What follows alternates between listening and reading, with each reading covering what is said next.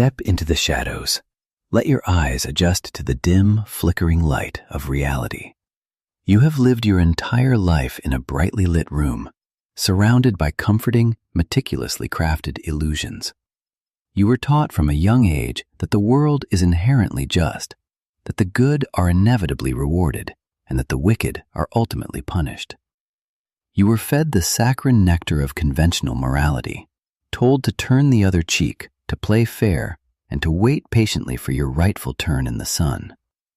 But deep down, in the quiet, unlit corners of your mind, you have always felt the friction.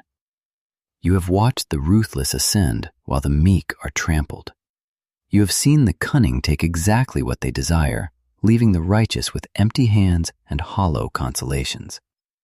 You have sensed the invisible strings pulling the arms and legs of the masses, orchestrating a grand, silent play in which you were cast as a mere spectator.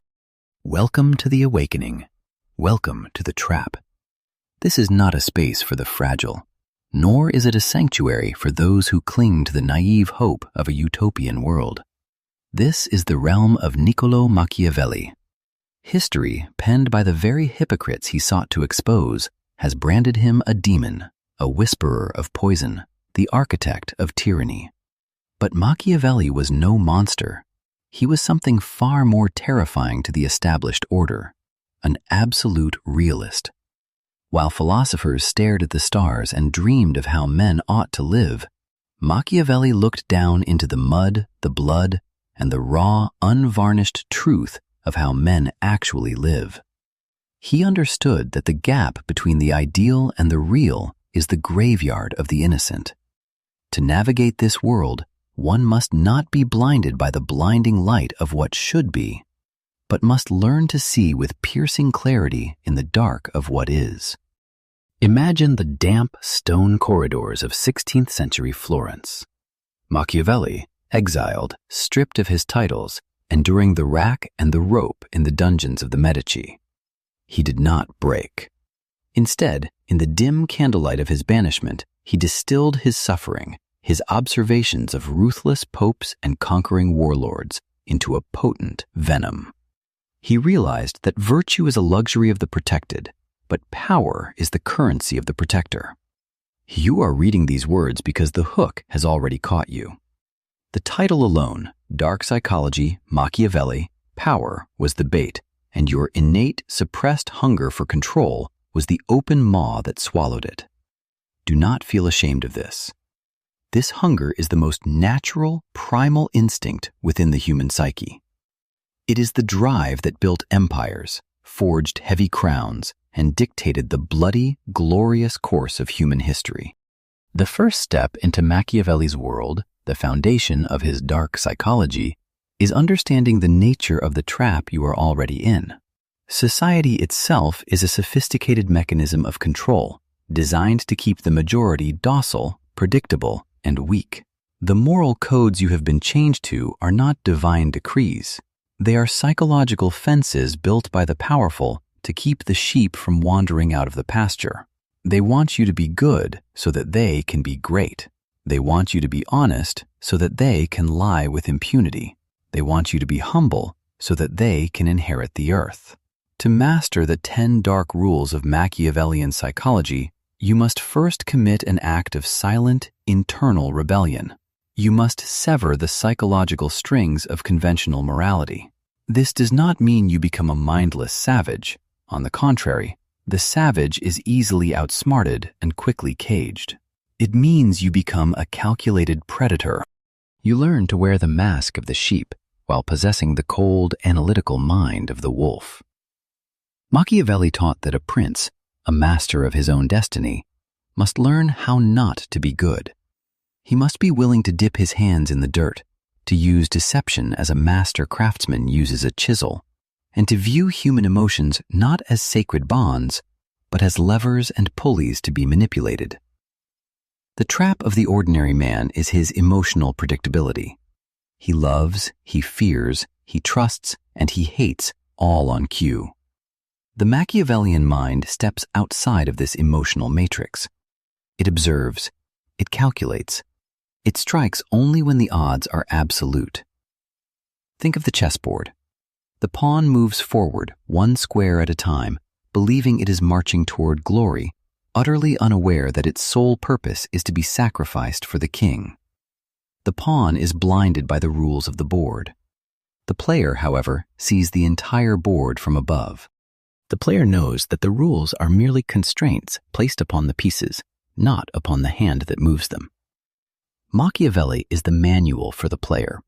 In the chapters that follow, we will dissect the anatomy of absolute power.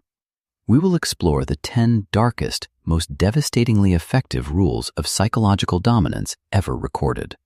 We will delve into the art of calculated unpredictability, the precise weaponization of fear, the illusion of choice, and the absolute necessity of ruthlessness. But be warned, once you truly internalize these principles, there is no turning back. The veil of innocence cannot be unseen. You will look at your friends, your colleagues, your leaders, and your loved ones, and you will no longer see simple human interactions. You will see power dynamics. You will see leverage. You will see hidden vulnerabilities waiting to be exploited. This is the heavy toll of forbidden knowledge. It isolates you. It elevates you to a lonely peak where the air is thin and the cold is biting. But from this peak, you will survey the world not as a victim of circumstance, but as an architect of your own reality. The trap is set. The door behind you has just clicked shut.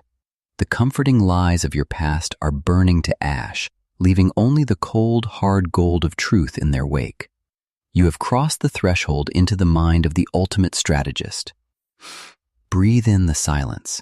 Still your beating heart. Prepare yourself to look deep into the abyss of human nature, and whatever you do, do not flinch when the abyss smiles back. The game has begun. History is not written by the righteous, it is written by the survivors. To understand the architecture of dark psychology, one must first understand the crucible in which it was forged. We must step back from the modern illusion of civilized morality and descend into the damp, blood-stained corridors of the Italian Renaissance. This is Chapter 2, The Historical Pivot. It is here, amidst the flickering candlelight of the late 15th century, that the grand delusion of human goodness was finally and ruthlessly shattered. When you picture the Renaissance, your mind is likely drawn to the celestial brushstrokes of Michelangelo, the divine proportions of Da Vinci, and the serene marble faces of angels. But this is merely the mask. Behind the canvas of cultural rebirth lay a geopolitical charnel house. Italy was not a unified nation. It was a fractured chessboard of warring city-states, papal territories, and mercenary armies. Florence, Venice, Milan, and Naples were locked in an endless, suffocating dance of betrayal. Alliances were sealed with marriages in the morning and broken with poisoned wine by nightfall. In this era, survival was not granted to the pure of heart. It was seized by the cunning, the ruthless, and the psychologically impenetrable. Before this historical pivot, the Western world was bound by the philosophical chains of antiquity. For centuries, the minds of men were dominated by the idealistic musings of Plato and Aristotle, who argued that a ruler must embody ultimate virtue, justice, and moral perfection. The Church furthered this narrative, preaching that divine providence would reward the meek and strike down the wicked. It was a beautiful, comforting lie. And it was a lie that was getting men killed. Enter Niccolò Machiavelli. He was not a tyrant. He was a diplomat, a keen observer of human nature, and ultimately, an architect of the abyss. Machiavelli stood in the center of the Florentine Republic and watched as the supposedly virtuous men were slaughtered by the pragmatic ones. He watched the Medici family use their vast banking wealth to buy the souls of politicians, turning a republic into a covert dictatorship.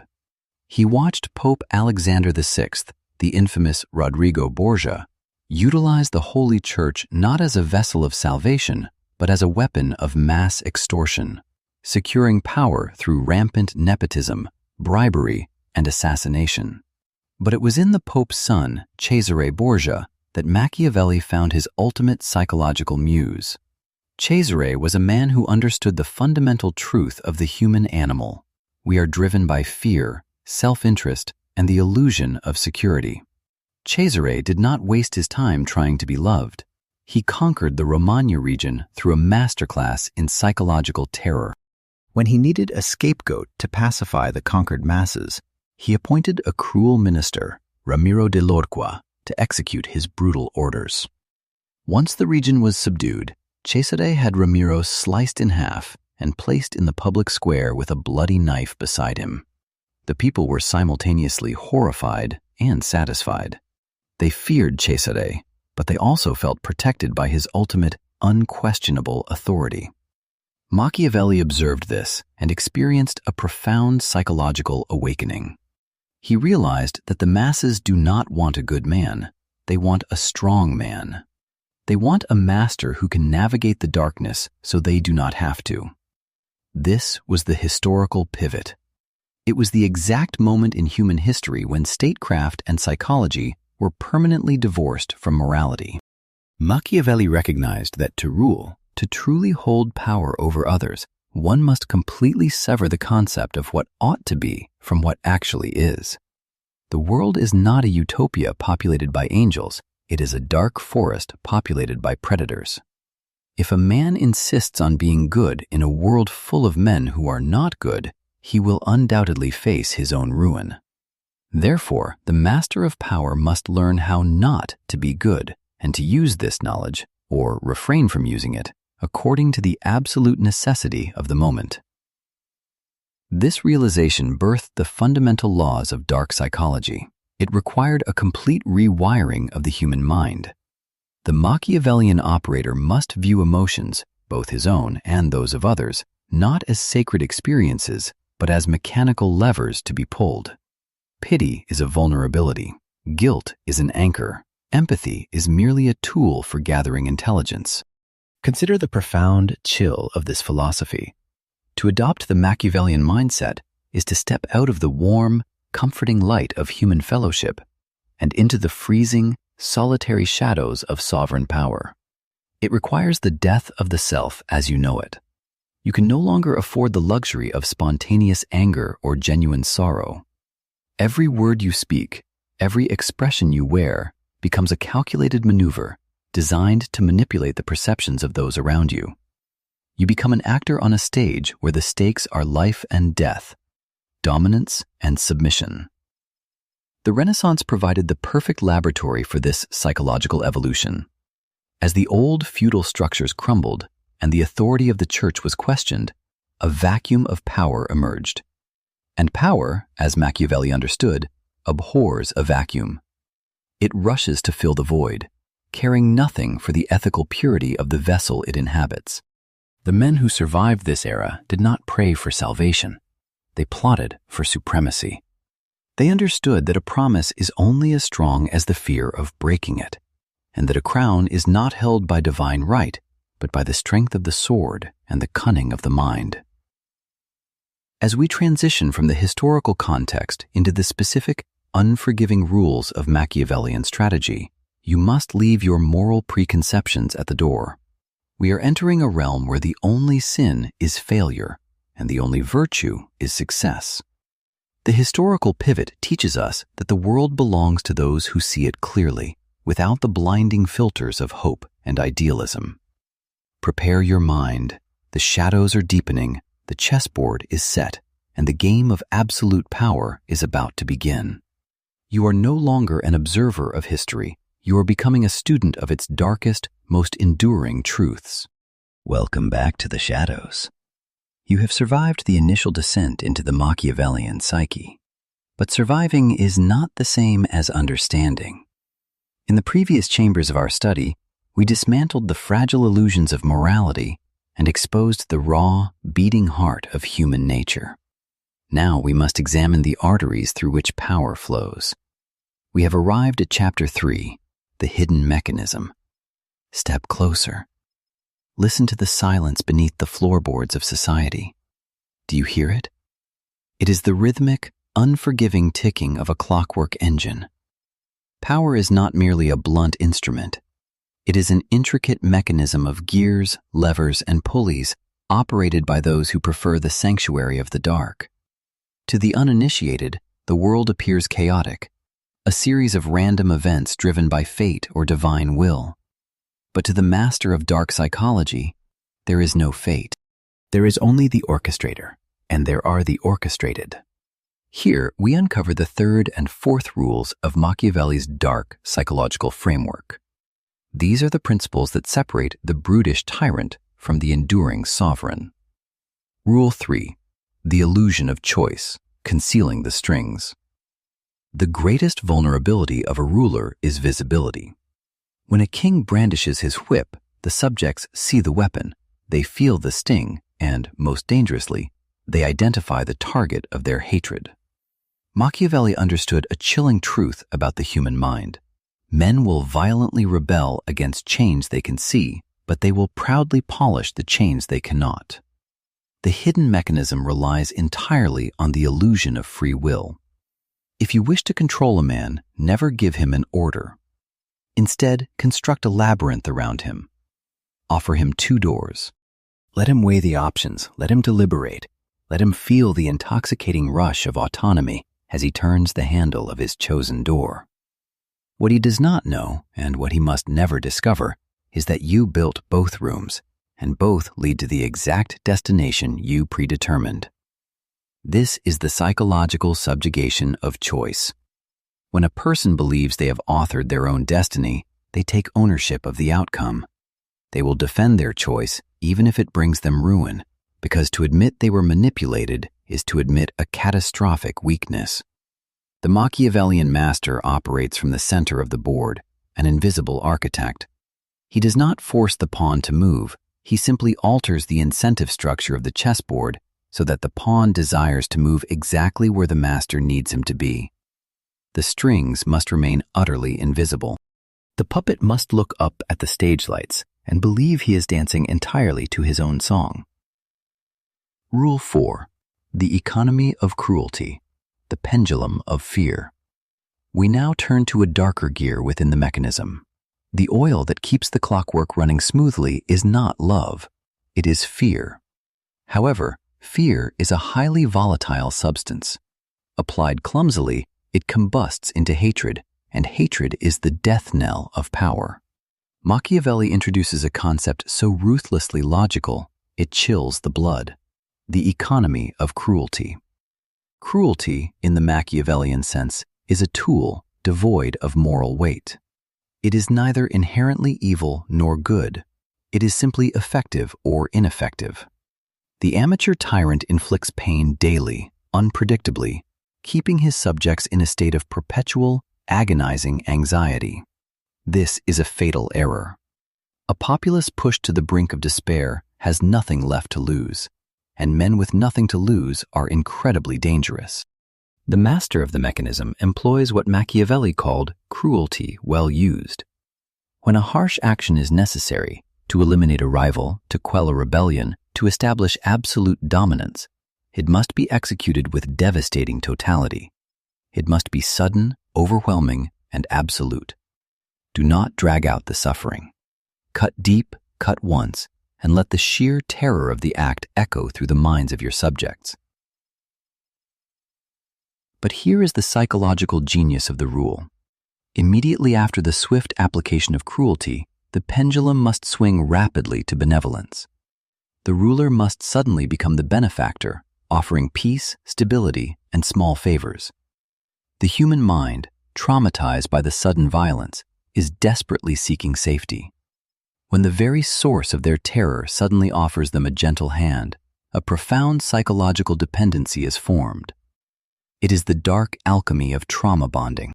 They will feel an intense, irrational gratitude toward you for simply not destroying them. The cruelty becomes a distant, terrifying memory, a myth whispered in the dark, while the daily benevolence becomes their reality. They will obey not out of immediate, panicked terror, but out of a deep-seated, quiet reverence. You have taught them that you possess the absolute capacity for their destruction, yet you graciously choose to let them live. In doing so, you become akin to a god in their eyes. Consider the mechanism as a whole. You are the architect, standing in the center of the room, cloaked in shadow.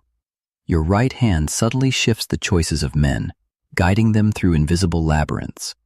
Your left hand holds the sword of absolute ruin, striking only once, but with such terrifying precision that the memory of the blade governs them forever.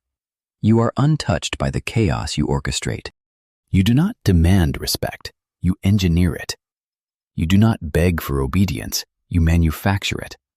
The masses move, they toil, they love, and they fear, completely unaware that their every heartbeat is synchronized to the ticking of your unseen clockwork. This is the power of the hidden mechanism. It is cold, it is infallible, and it is entirely within your grasp, provided you have the stomach to operate it. As we prepare to leave this chamber, reflect on the strings in your own life. Are you pulling them, or are you dancing? The mechanism turns, the shadows deepen. We will soon step into Chapter 4, where the masks we wear become our most deadly weapons. Stay vigilant. Step away from the blinding light of the throne. The throne is a spectacle, a gilded cage where the ruler sits exposed to the envious stares of the masses. True power does not reside in the glare of the sun. It breathes, calculates, and orchestrates in the suffocating quiet of the shadows. Welcome to Chapter 4. Here, we dissect the architecture of whispers. We delve into the psychological labyrinth of what Machiavelli understood as the most dangerous game of all, the management of counsel. In the grand theater of dominance, the shadow advice is not the counsel you receive, it is the counsel you manipulate. Rule 5 of our dark psychology descends upon the illusion of the open ear, the weaponization of counsel. The naive believe that a leader surrounds himself with advisors to seek the truth. This is a fatal misunderstanding of human nature. A Machiavellian master never asks for advice to find a direction. He asks for advice to uncover the hidden agendas of his subordinates. When you sit at the head of the table, shrouded in the silence of your own authority, and ask a subordinate for their opinion, you are not opening a dialogue. You are setting a psychological trap. Men are creatures of profound vanity. The moment you ask for a man's counsel, you stroke his ego. You make him feel indispensable, intellectual, and valued. In this state of inflated pride, his guard drops, and his true motives bleed into his words. The master listens, calm, unblinking, impenetrable. He watches the way the advisor's eyes dart, notes the enemies the advisor subtly tries to undermine, and measures the ambition dripping from every syllable. You must absorb their words not as wisdom, but as raw data. You are reading the intricate map of their greed. By the time they finish speaking, they believe they have influenced you. In reality, they have entirely exposed themselves, while you remain a terrifying enigma. To master the shadow, you must cultivate an absolute asymmetry of information. You must know everything about the fears, desires, and vices of those who stand beside you, while they must know absolutely nothing of your true self. The moment your advisors can predict your thoughts, you cease to be their master and become their instrument. Therefore, the shadow advice dictates that you must frequently change your demeanor, solicit contradictory opinions from rival factions within your court, and let them exhaust themselves in secret wars against one another. While they fight for the illusion of your favor, you remain elevated, untouched, and in absolute control. This brings us to the chilling brilliance of Rule 6, the sacrificial pawn, or the scapegoat protocol. There will come a time in your ascent when brutal, unpopular actions are required. Order must be restored, enemies must be purged, and the masses must be brought to heel through fear. But the master must never dirty his own hands with the blood of the populace. He must remain the benevolent son, while the shadow commits the atrocities. Machiavelli observed this dark perfection in Cesare Borgia. When Borgia conquered the chaotic region of Romagna, he knew it required a ruthless hand to establish order. He did not do it himself. Instead, he appointed Ramiro de Orco, a cruel, efficient, and deeply feared man, granting him absolute authority. Ramiro did the dark work. He pacified the region through terror, executions, and iron-fisted brutality. The people grew to despise Ramiro, their hatred burning like a subterranean fire. And then Borgia struck. One cold winter morning, the people of the city awoke to find Ramiro de Orco sliced in half in the public square, a bloody executioner's block beside his severed body. The psychological manipulation was a masterpiece. Borgia achieved two monumental feats in a single stroke. He reaped the benefits of the brutal pacification, and then he positioned himself as the savior of the people by executing the very monster he had created. The masses were left satisfied, terrified, and deeply loyal to Borgia. They thanked the architect of their misery for saving them from it. This is the essence of the shadow advice. You must keep a hound on a chain. Let the hound bare its teeth, let it bite, let it draw the hatred in the ire of the realm. And when the time is right, when the utility of the hound is exhausted, you sever its head and present it to the cheering crowd. You delegate the cruelty, but you personally deliver the grace. To walk this path requires a heart of stone and a mind devoid of sentimental rot. You must view the people around you not as friends, not as confidants, but as pieces on an ancient, worn chessboard. Some are knights, useful for a sudden strike. Some are bishops, whispering dogma into the ears of the weak. And some are merely pawns, destined to be pushed forward into the dark, sacrificed so that the king may secure his position. Understand this, and let it chill you to your marrow. Isolation is the heavy tax levied upon the powerful. The crown is lined with thorns, and the throne is built upon shattered skulls. The moment you seek warmth in the counsel of another, the moment you trust an advisor with the fragile truth of your fears, you hand them the dagger that will eventually pierce your back. Trust no one. Listen to everyone. Absorb their whispers, use their vanity, delegate your sins, and let the shadow be your only true confidant. The masses will look upon you with awe and terror, wondering how a mortal man can wield such divine, infallible foresight. They will never know that the secret to your brilliance is simply the darkness you have embraced. Welcome back to the shadows. You have navigated the preliminary corridors of human manipulation, learning how the mind fractures under pressure and how desires can be weaponized. But survival is merely the instinct of the prey. Now we ascend to the realm of the predator. Welcome to Chapter 5, Strategic Dominance. Look around the grand theater of society.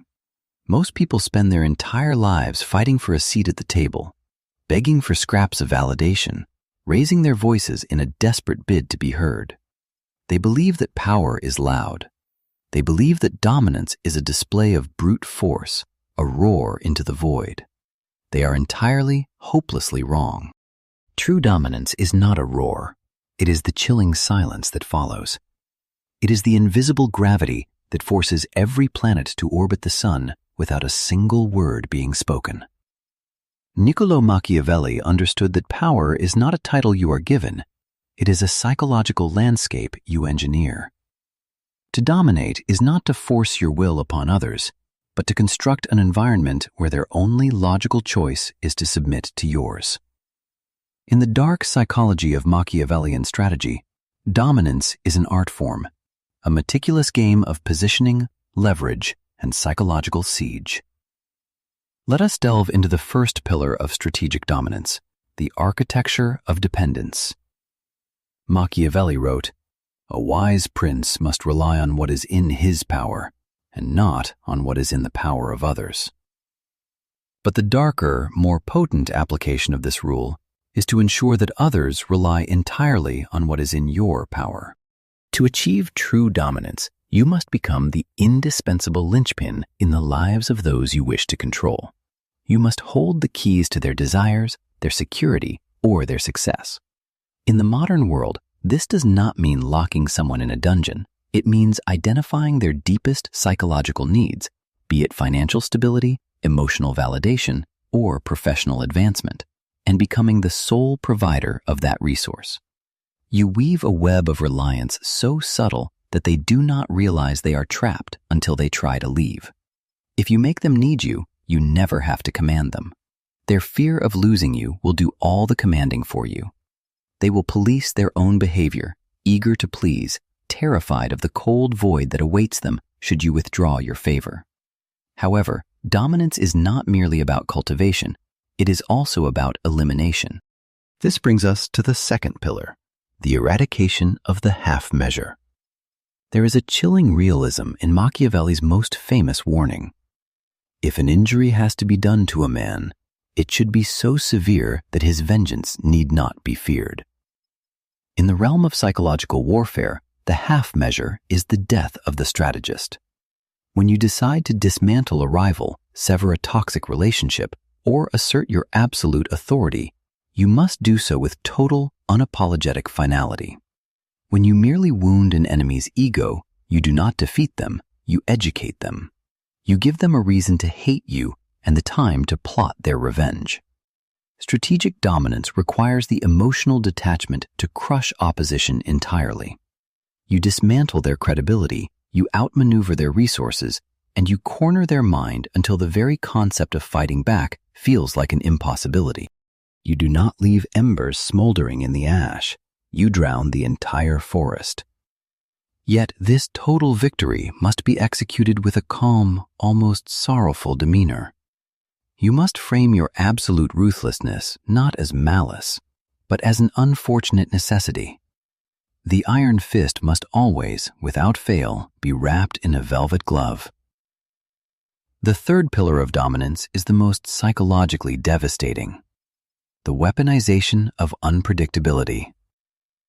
The human brain is a pattern recognition machine. We seek routine because routine implies safety. When someone can predict your reactions, they can manage you. They can calculate the exact amount of disrespect they can get away with, or the exact minimum effort required to appease you. To maintain absolute dominance, you must shatter their ability to predict your moves. You must become a master of cognitive dissonance. Be a generous benefactor one day and a cold, unreachable tyrant the next.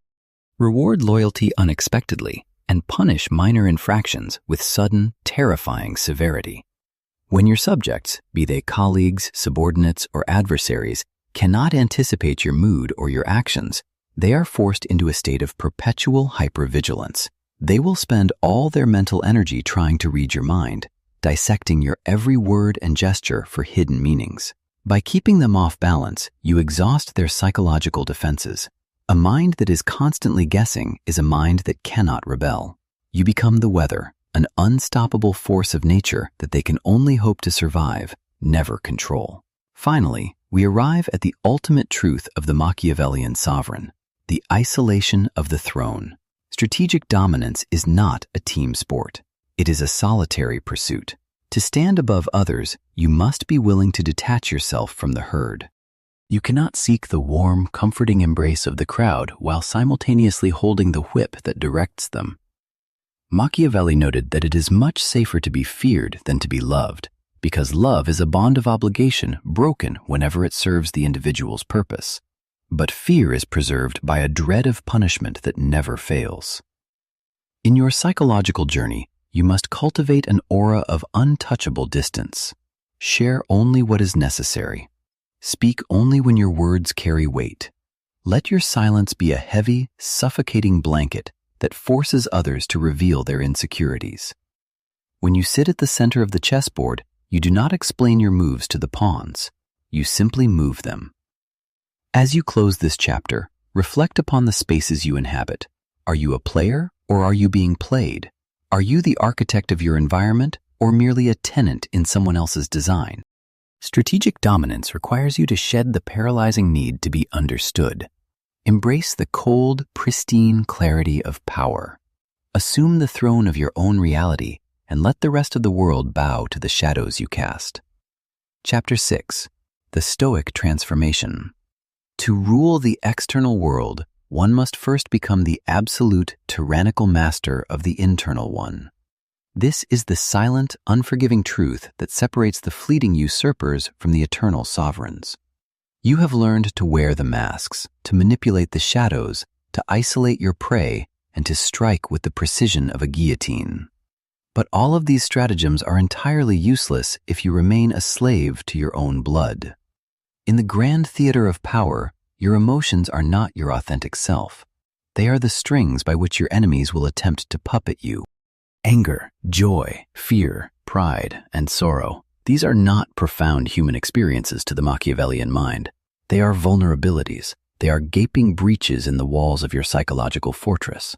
The sixth pillar of dark psychology requires a brutal, agonizing alchemy, the Stoic transformation.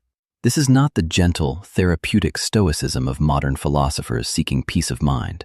This is weaponized stoicism.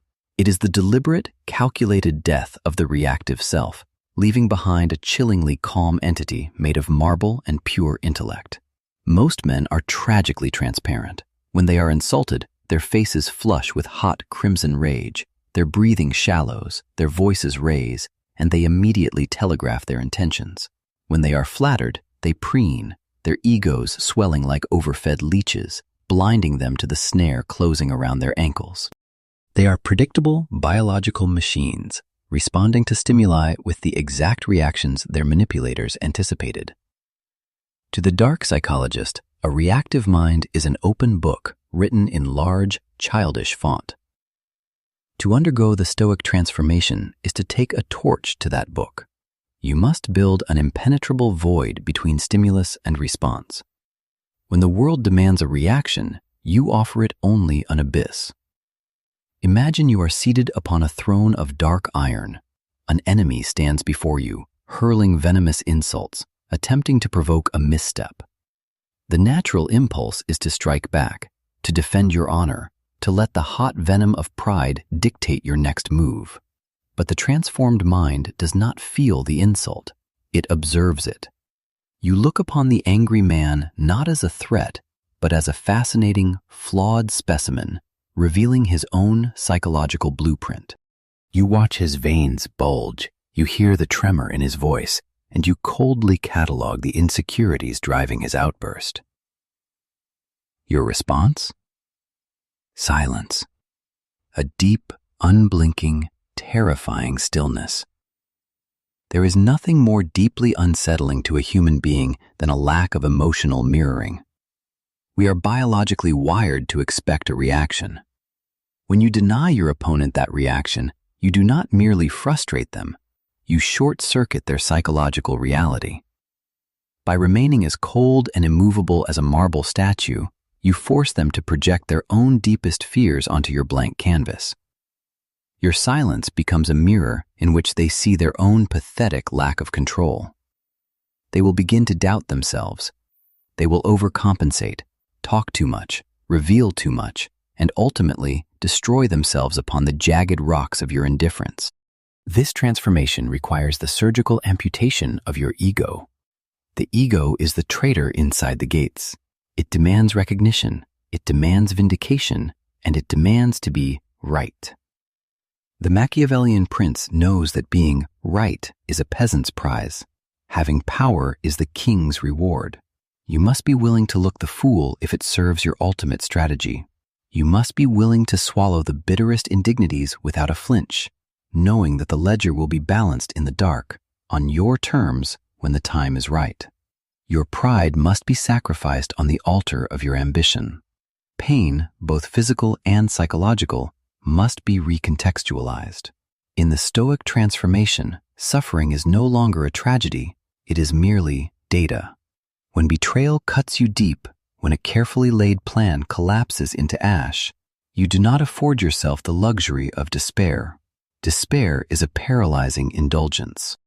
Instead, you analyze the failure with the detached curiosity of an anatomist dissecting a corpse. Where was the structural flaw?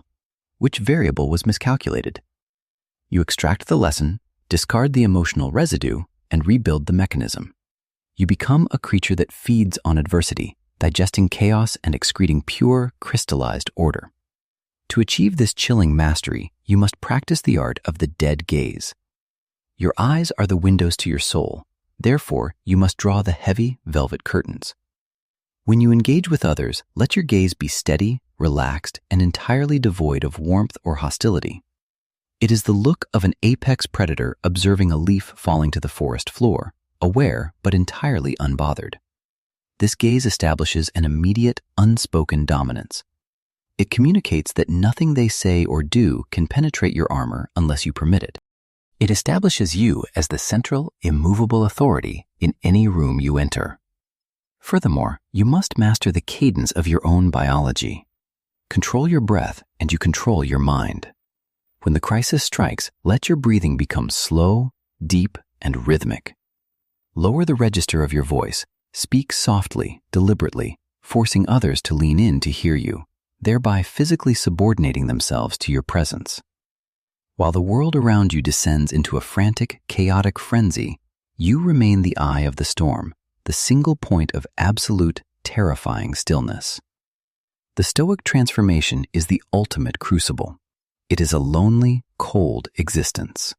You will walk among men, you will smile when it is strategically required, you will feign empathy when it secures an alliance, but inside, the fire of impulsive humanity has been extinguished, replaced by the cold, blue light of pure calculation.